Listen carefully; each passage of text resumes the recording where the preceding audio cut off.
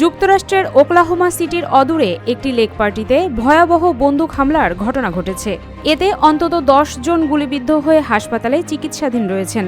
স্থানীয় সময় রোববার রাতে এডমন্ড এলাকার আর্কেডিয়া লেকে এই হামলার ঘটনা ঘটে।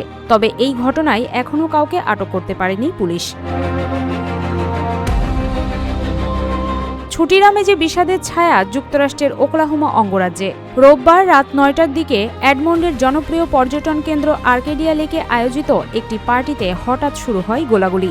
মুহূর্তেই আনন্দ উল্লাস রূপ নেয় আতঙ্ক আর আর্তনাদে। এ ঘটনায় এখন পর্যন্ত 10 জনকে গুলিবিদ্ধ অবস্থায় উদ্ধার করে স্থানীয় বিভিন্ন হাসপাতালে ভর্তি করেছে জরুরি সেবা সংস্থা। এডমন্ড পুলিশ বিভাগের মুখপাত্র এমিলি ওয়ার্ড জানিয়েছেন, আহতদের অবস্থা ভিন্ন ভিন্ন। তবে ঘটনার পর অনেকে নিজে থেকেই হাসপাতালে ভর্তি হওয়ায় আহতের সংখ্যা আরও বাড়তে পারে বলে আশঙ্কা করা হচ্ছে। পুলিশ জানায়, গোলাগুলির সময় সেখানে প্রচুর মানুষের সমাগম ছিল, যাদের অধিকাংশেরই বয়স 20-এর কোঠায়। তবে ঠিক কী কারণে এই হামলা বা কারা এর পেছনে দায়ী তা এখনও নিশ্চিত করতে পারেনি তদন্তকারীরা।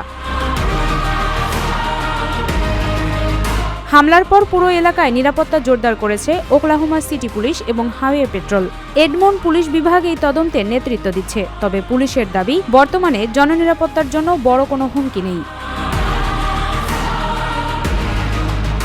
আর্কেডিয়া লেক ওকলাহোমা সিটি থেকে প্রায় 13 মাইল উত্তরে অবস্থিত, যা মূলত পিকনিক, ক্যাম্পিং এবং জলক্রীড়ার জন্য পর্যটকদের কাছে অত্যন্ত জনপ্রিয়। এমন একটি নিরাপদ স্থানে কেন এই রক্তক্ষয়ী সংঘর্ষ তা খতিয়ে দেখছে কর্তৃপক্ষ। এখন পর্যন্ত কোনো সন্দেহভাজনকে আটক করা সম্ভব হয়নি।